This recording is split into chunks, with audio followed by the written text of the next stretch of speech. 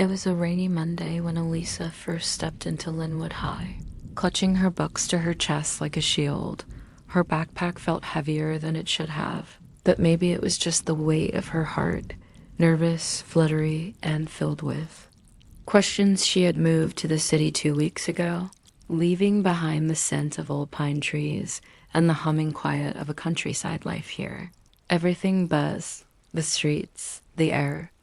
Even the people in Linwood was no different. Elisa entered room 204 for her English class.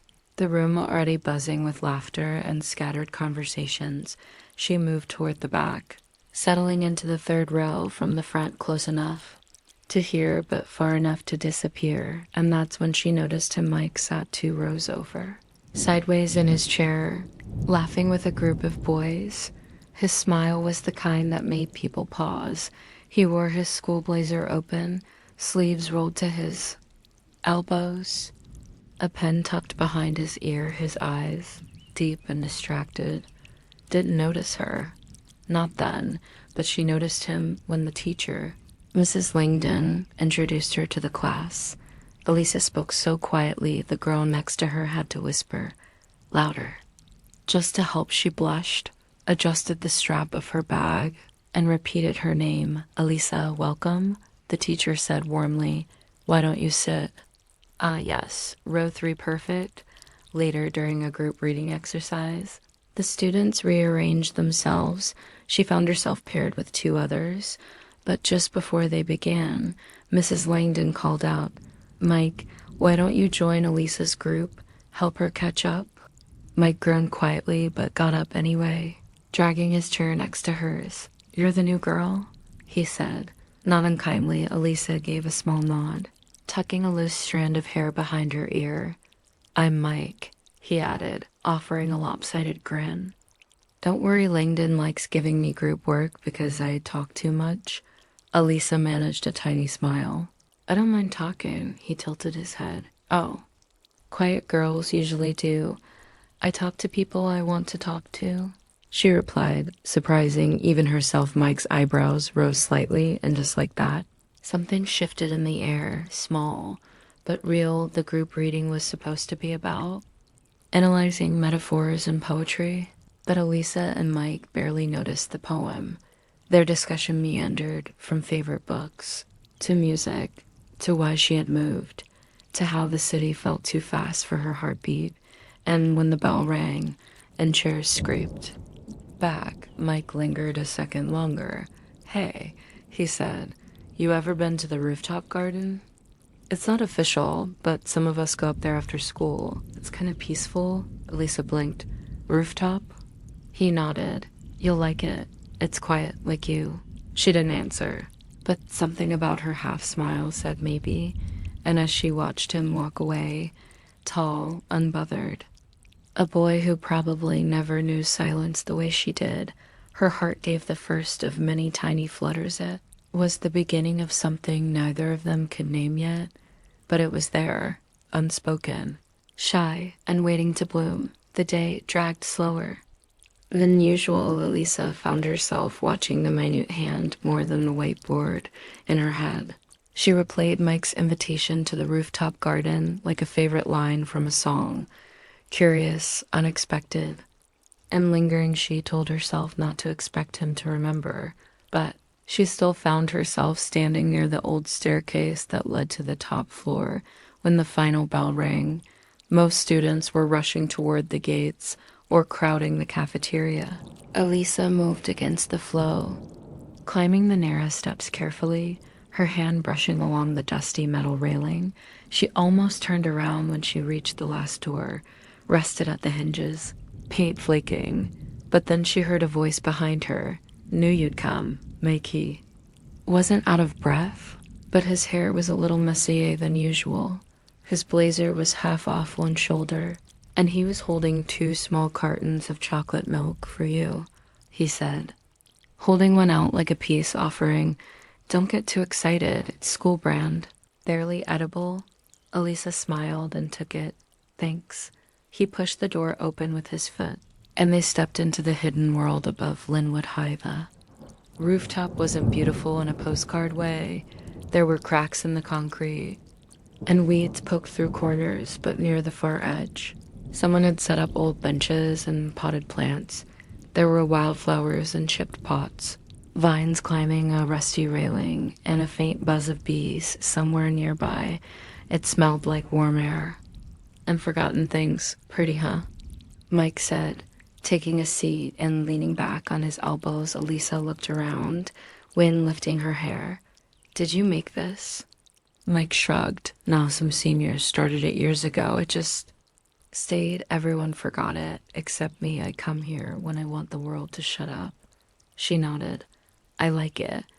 They sat in silence for a while, sipping chocolate milk and letting the city noises fade to background static. Elisa's heartbeat had softened, but it wasn't steady. It flickered like a candle might turn to her suddenly. So why'd you move here? He asked, his tone softer than usual. She hesitated, fingers tightening slightly on her carton. My dad's work, and after the divorce, my mom wanted a fresh start, she said with a small smile that didn't quite reach her eyes. Mike nodded. Slowly, yeah, fresh starts, people say that like it's easy. What about you? She asked, what about me? Why do you talk too much? She asked, smiling a little. He grinned, but it faded quickly. Because if I stop, I think too much, and that's worse.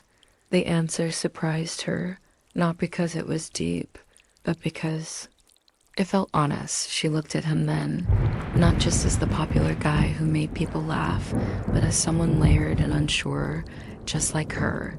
I like your voice, she said before she could stop herself. Mike blinked. What?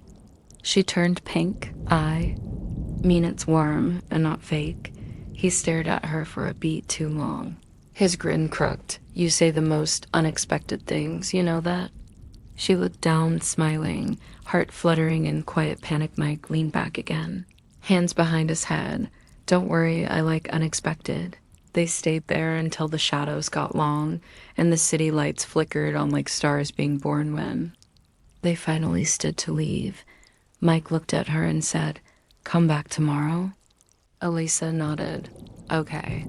As they walked back down together, their shoulders brushed once, barely, but the electricity from it stayed with both of them long after they parted ways. In the quiet of her room that night, Elisa sat by the window and sketched. She didn't know why, but her pencil kept drawing Mike's smile, the kind that wasn't meant for everyone. But somehow today had been meant for her. The next morning, the sky was the color of soft ash, heavy with clouds that threatened to spill over. Elisa walked to school with her umbrella tucked under one arm, her sketchbook buried deep in her bag, and her thoughts lost somewhere between yesterday's rooftop and today's possibilities. Mike hadn't messaged her, not that they exchanged numbers, but somehow she felt sure he would be there again. The rooftop felt like a secret only they now shared. Classes felt blurrier than usual. In English, Mike sat in his usual place, his chair tilted just enough to face her when he thought no one noticed. He caught her eye once, smirked and mouthed, after? She nodded without hesitation. At lunch, he passed by her table, where she sat sketching the edge of a leaf. He didn't stop, just dropped a folded note beside her apple and kept walking. She opened it. Rain or shine, meet me upstairs, bring your weird drawings. Ma, the word your lingered on her lips like a song when the final bell rang. It was raining softly, the kind of rain that danced gently on windows and turned everything silver. Elisa made her way to the rooftop with her sketchbook pressed against her chest. Umbrella tucked into her bag. Mike was already there, leaning against the railing in his navy hoodie, droplets caught in his hair like tiny stars. You came, he said, his voice quieter today.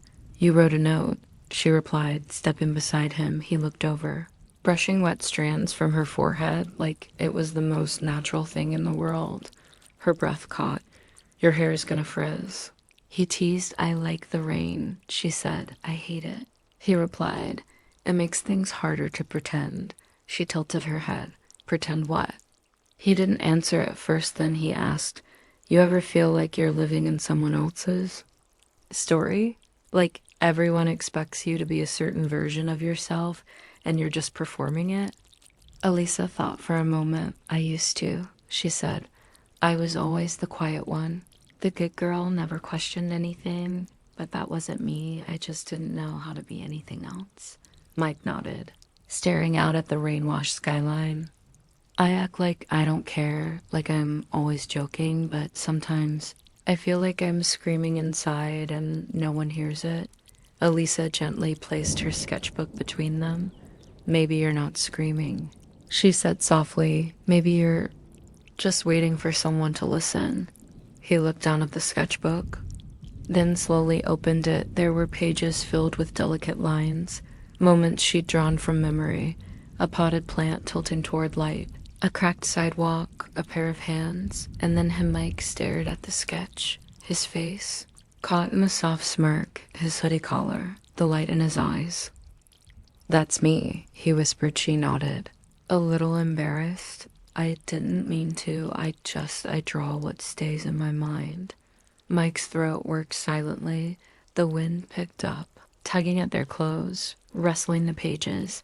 I didn't think I could be in someone's mind like that, he said. Elisa met his eyes. You're kind of hard to ignore. They stood there, rain falling around them, as something fragile and magnetic grew stronger between them. Then, suddenly, impulsively, Mike leaned closer, not a kiss, but his forehead touched hers, just for a moment. It was everything. Elisa's heart raced, but she didn't step back. The closeness felt like the safest place in the world. I don't know what this is, he whispered, barely audible above the rain. Me neither. She breathed, but deep down, they both knew. This was no accident. This was the beginning of something rare. As the rain came down harder, they stayed under the rooftop edge, side by side, her sketchbook damp, their shoulders pressed together, hearts beating like butterfly wings inside quiet thunder. Week unfolded like a dream dressed in denim and laughter each day after school. Elisa and Mike met on the rooftop. Like it was a promise they didn't have to speak aloud. The world below kept moving, loud and careless. But up there, time stretched, slowed, softer. They talked about everything and nothing. Elisa shared her favorite poems, the ones scribbled in the margins of her math notebook. Mike played her songs through one earbud, tracks no one knew he listened to. Indie, moody, filled with yearning. They passed chocolate milk cartons like shared secrets, and the space between them grew smaller with each breath. Yet they never talked about it. The thing building between them, the way he always looked at her a second longer than necessary, the way her hand inched closer to his without quite touching. One afternoon, the rooftop bloomed with golden hour light. The sun low, casting honey-colored shadows across the concrete. Mike was lying on the bench, arms crossed behind his head, while Elisa sketched a wilted sunflower they both named Greg. You're kind of weird, Mike said casually, eyes closed. Elisa smiled, not looking up. You keep saying that. I mean it in the best way, he added quickly. Like, good weird. You make things feel softer. Elisa looked at him now, eyes curious. Softer? Yeah, he said, still not looking at her. Like the world's been chewing me up and spitting me out since I was 12, but you... He opened his eyes. You make it stop hurting for a while. Elisa's pencil paused. Mike, I'm not good at this, he said suddenly. Sitting up feelings, or whatever this is. She looked at him gently. You don't have to be perfect, just honest. He ran a hand through his hair. Okay, then I'm gonna be honest and say that I think about you when you're not around. Like constantly, and it's weird and annoying and kind of terrifying. Her heart thudded. Mike looked at her then. Really looked like she wasn't just a person, but a moment he didn't want to lose. And the worst part? He said, I don't even know if you feel it too. Elisa swallowed, then did something she never imagined she could do so effortlessly. She reached out and took his hand, warm, real. I feel it, she said softly. Every second. Mike froze. And then, slowly, his fingers wrapped around hers. They stayed like that, hand in hand. As the golden light spilled across the rooftop like spilled dreams, she leaned against his shoulder. And neither of them said another word for the next 10 minutes, because some moments didn't need language. Some moments just needed hearts beating together that night. When Elisa got home, she opened her journal and didn't sketch. She wrote, "Think I'm falling for a boy who talks too much and's even better. I think I'm terrified. I think I love it." Days blurred into weeks, and with each passing one, Elisa's world tilted a little more toward Mike. They didn't call it dating. Not officially, no labels, no Instagram posts, just secret rooftop afternoons. Glances exchanged in crowded hallways, and a growing closeness that needed no definition, but something was changing. Elisa felt it. It was in the way her heart jumped when she saw his name scribbled in her notebook margins, where she hadn't meant to write it. It was in the way Mike's jokes softened when she was near, and how he started sitting closer, just enough that their knees touched, as if by accident one Friday. The sky turned dusky earlier than usual. The rooftop was cast in violet and blue, clouds swirling like paint in water. Elisa was quiet that day. She hadn't said much since they arrived. Mike noticed. "Hey," he said, gently nudging her sneaker with his. "Where's your head today?" She hesitated, then spoke. "My mom's worried." "About?" "Us," she said. "She saw a sketch of you, the one where you were laughing. She asked if I'm getting too distracted." Mike looked away, jaw tightening slightly. "And what did you say?" "That maybe this is the first time I felt seen." The silence that followed wasn't awkward. It was full of everything they hadn't said yet. Mike moved closer, close enough that she could feel his breath. "You're seen." "Elisa, I see you every day." Their eyes met. Everything around them slowed. The distant traffic, the breeze, the clouds drifting past the edge of the roof. Mike leaned in.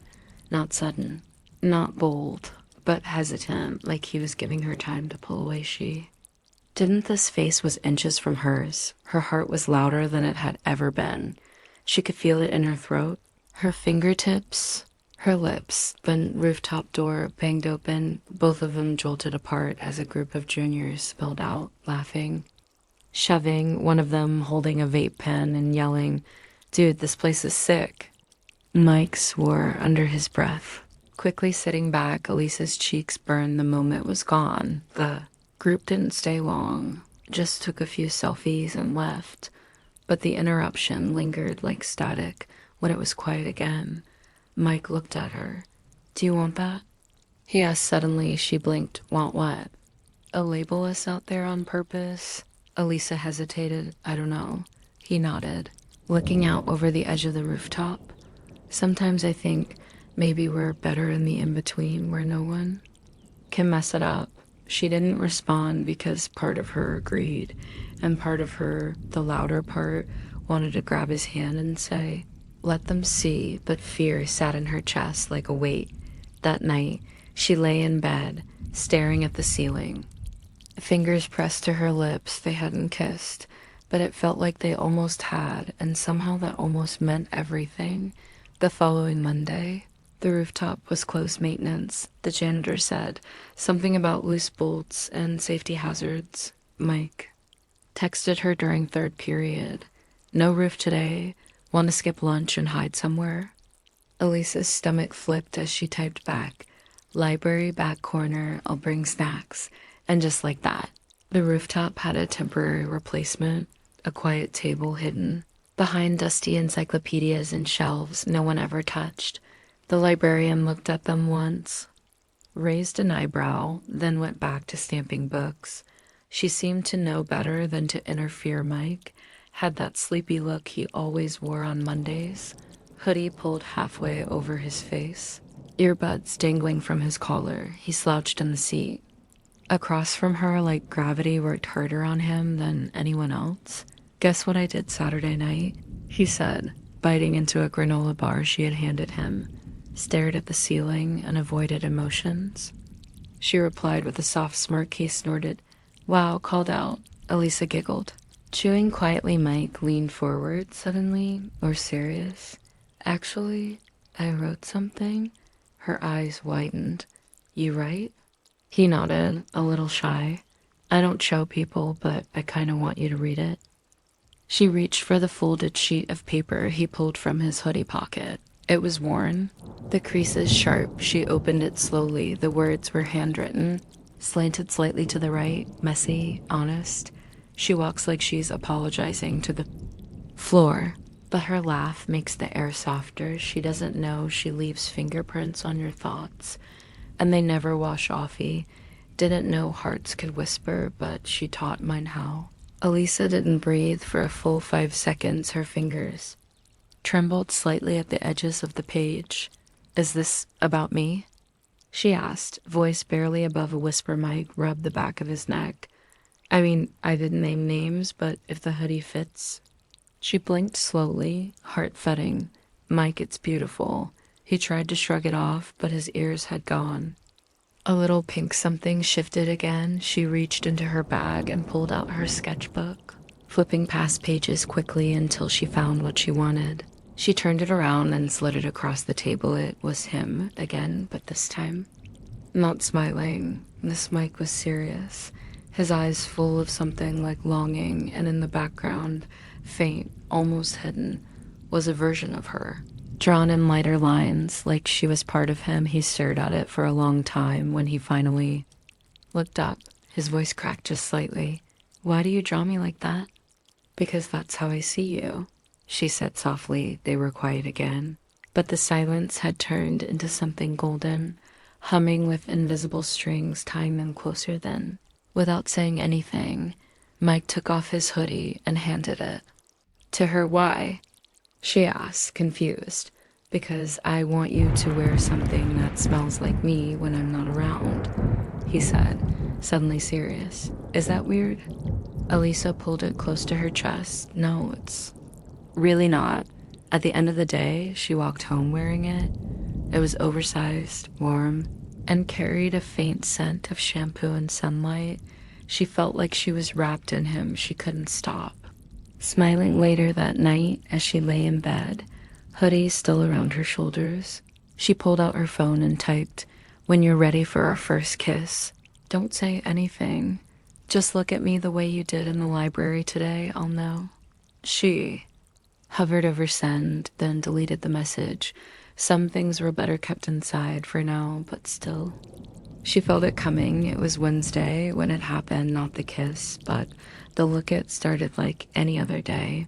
Rushed homework, school announcements no one cared about, and Mike pretending he was too cool to care about the pop quiz in chemistry. Texted Elisa during second period. Mrs. Daly just caught me trying to count ceiling tiles. I told her it was part of my breathing meditation.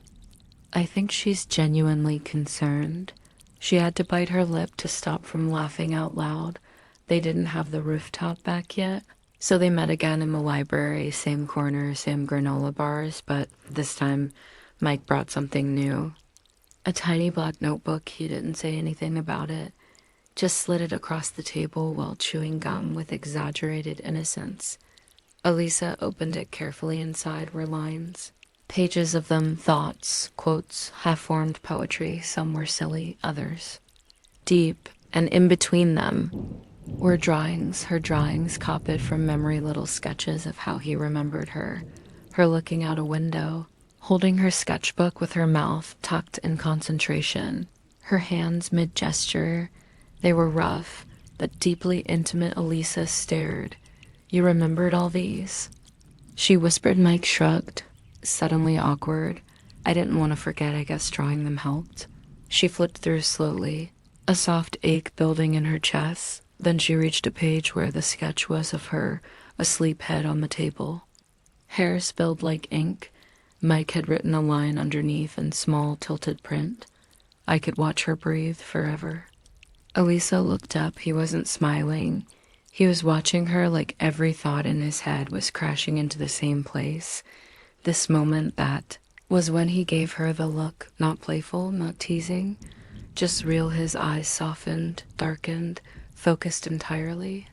On her, like the rest of the world had melted into nothing, and in that exact second, Elisa knew. He didn't need to say it, he didn't need to kiss her. She knew this boy, Mike, the one who wore jokes like armor, was falling for her hard. She blinked once, then slowly closed the notebook. Her fingers trembled slightly when she reached across the table, brushing his hand. Barely he didn't move away. They sat in silence again. But this time it pulsed with meaning. I don't think I've ever felt like this, she said quietly. He smiled gently. Me either, it's kind of terrifying. And then, because neither of them could hold it back anymore, they both laughed. That breathless kind of laugh that comes when you realize you're standing on the edge of something life-changing. Later that day, as they walked to the bus stop, she was still wearing his hoodie. He bumped her shoulder with his. You look good in that. Maybe I'll keep it forever. Maybe I'll let you. They didn't kiss. They didn't have to, because something bigger than a kiss had just happened that night. Elisa fell asleep, hugging the notebook to her chest. It was finally back. The rooftop, after 2 weeks of being sealed off with yellow tape and safety warnings. It was open again, empty, windswept, and waiting for them like an old friend. They didn't even text about it after the last bell rang. They both just went. Mike was already there, sitting cross-legged on the bench, tossing sunflower seeds at a bored pigeon. He looked up when Elisa opened the door, his face instantly softening. I was wondering if you'd come, he said. I was wondering if you'd be here. He stood and opened his arms dramatically. Our kingdom returns. Elisa laughed and walked straight into the wind. The city below was buzzing, but up here, everything was still. Mike joined her at the railing for a while. Neither spoke, just leaned into the breeze and listened to the faraway hum of cars and life. Then, Mike said quietly, you ever feel like we're in the eye of a storm? She glanced sideways. What do you mean? He shrugged. Like this us. It feels too good, too quiet, and something's going to come crashing in and mess it all up. Elisa didn't answer at first. She felt it too, that fragile perfection, the kind that only exists right before the twist. In every movie, the kind of happiness that feels like a secret you're not allowed to keep. So instead of denying it, she asked softly, is there something you're not telling me? Mike tensed. She noticed. He opened his mouth, then paused, looked away. His hands gripped the edge of the railing. There's stuff I haven't said, he admitted. Not because I don't trust you, just I'm not ready. Elisa looked down at her. Feet. Okay, I'm serious, he said, turning to face her. It's not you, it's just some stuff in my life is messy, complicated. I don't want it to drag you in. She stepped closer. You don't have to protect me. Mike, yeah, he said, eyes distant, but I want to. There was silence. Then she asked the only thing that mattered. Will you tell me when you're ready? He looked at her, really looked, and nodded once. I promise, she smiled. Not because it fixed everything, but because it was honest, and sometimes honesty was enough. He pulled her gently by the sleeve, their hands brushing again, this time. He didn't let go. They sat side by side, her head resting against his shoulder. The sky painted in pink and silver as the sun dipped low. Elisa could feel his pulse in his wrists, where their hands touched steady, human, real, and somewhere she felt it again, that truth humming louder in her chest. She was in love with him, not the perfect version, not the romantic fantasy, the real Mike. The one with secrets and half-finished poems. The one who hadn't kissed her yet, but held her. Like he already had, but what neither of them knew was this. The storm wasn't coming, it was already on its way, and it had a name. It started on a Thursday, gray sky, static in the air. The kind of day that felt like it was holding its breath. Elisa had just shut her locker when she heard it. 2 girls whispering near the water fountain. She wasn't eavesdropping. Not really, but then she heard his name, Mike, and her name, Elisa, and then a third name, Emily. Elisa's fingers tightened around the strap of her bag. Emily. The name rang like a wrong note, familiar. Faintly sharp, someone she had heard. In pieces, a girl who used to date Mike before, but it was always vague, distant past tense until now. I heard she's back, one of the girls said, and she's in his lit class. Seriously? After everything? Yeah, and she's wearing his bracelet, like the one he made, you remember? The other girl gasped. Elisa turned and walked away quickly. Before they noticed her face, which had gone pale beneath her hoodie, that afternoon, Mike met her in the library. She was already there. Sketchbook open but untouched, he walked in, ruffled. And late, sorry, who's Emily? She asked. Mike froze mid-step. Silence between them dropped like a stone. Did someone say something? He asked quietly. Elisa didn't answer. She just looked up at him with eyes too honest to ignore Mike's side, dragging a hand through his hair, then slumped into the chair across from her. Emily is someone I used to care about, he admitted. We dated last year. It ended really bad. She ghosted me out of nowhere, no reason, just gone. Elisa swallowed, and now she's back. Mike nodded. She just transferred back last week. I didn't tell you because I didn't want to make things weird or complicated, but I should have. Elisa's voice was barely a whisper. She's wearing your bracelet. Mike looked down at the table. Yeah, I made it for her. Before everything fell apart. I don't know why she still has it. Elisa blinked fast. Her fingers twitched over the corner of the page, like she wanted to rip it or disappear. I just don't get why you didn't say anything. She said, we've been us. I didn't want to lose what we have, he said. Desperate now. I was scared you'd think I wasn't over her or that I'm lying, but I'm not, I swear. Elisa, I'm with you, not her. Elisa looked at him. Really looked. His voice cracked a little. His eyes didn't lie, but still. Something inside her hurt, not because she didn't believe him, but because the storm she had feared was real. And it wore a bracelet that once belonged to the boy she was falling in love with. I need space, she whispered. Mike blinked. What? I need to think I'm not mad. I don't know what to feel right now. He looked stunned, like someone had pulled the ground out from under him. Elisa, she stood up, clutching her sketchbook to her chest. I'll see you tomorrow. And just like that, she walked away that night. She didn't text him, didn't wear his hoodie, didn't sketch. She just stared out her window, whispering his name like a question she didn't know how to answer anymore. The next morning, school felt heavier, like every hallway echoed with quiet tension. Elisa sat alone in the lunchroom. Her sketchbook closed tightly on the table. Her usual spot by the window felt empty without Mike's laughter nearby. She kept replaying the conversation from yesterday. Emily's bracelet, Mike's nervous words, the ache that bloomed inside. Her like a sudden bruise. Mike tried to find her after classes, tried texting, calling, but she didn't answer. Finally, at the end of the day, he saw her waiting by the lockers. Alone, his heart sank. Elisa, he said softly. She looked up, eyes glossy, tired. Mike, I'm sorry, he said quickly, for not telling you. Sooner for hurting you. She shook her head. It's not just that. Mike's brows knitted. What is it then? She took a shaky breath. I feel like I don't know you. Like there's this whole part of your life I'm locked out of. Mike swallowed. It's messy. It's not fair to you. Elisa bit her lip.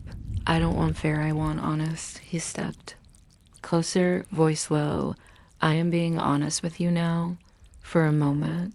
The hallway noises, lockers clanging, distant chatter, all fell away. Mike reached out, brushing a stray strand of hair from her face. Her heart fluttered, but she pulled back. Elisa, please, he said, desperation creeping in. Don't shut me out. She looked at him, really looked, the boy she trusted more than anyone, and then, suddenly, the tears came quiet at first, then spilling over like a river, breaking its banks. Mike's arms wrapped around her without hesitation. Hey, he whispered into her hair. I'm here. For the first time. Elisa let herself believe it, that even when things cracked, love could still hold them, that even in the storm, they might find a way. They stayed like that, wrapped in each other.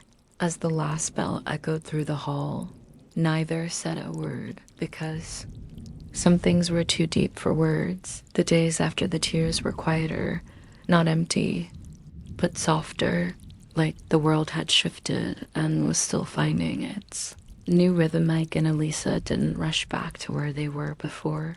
Instead, they took small steps, shared a smile in the hallway, texted goodnight without expecting answers. Then, one afternoon, Mike asked her to meet him at the old park bench near the city library, the place where they had first laughed together months ago. Elisa arrived. Heart fluttering under his gaze, Mike pulled something from his backpack, a small, worn photo album, taped edges and all. "I want to show you something," he said quietly. She nodded page by page. He revealed moments she'd never known, pictures of his family, snapshots of childhood friends, and a photo of him with Emily, younger, smiling, before the cracks.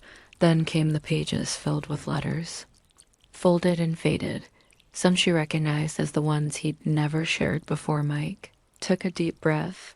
"Emily wasn't just someone I dated, she was my first love," he said, voice thick with memory. But it ended because I was scared. I wasn't ready to be honest with her. I ran.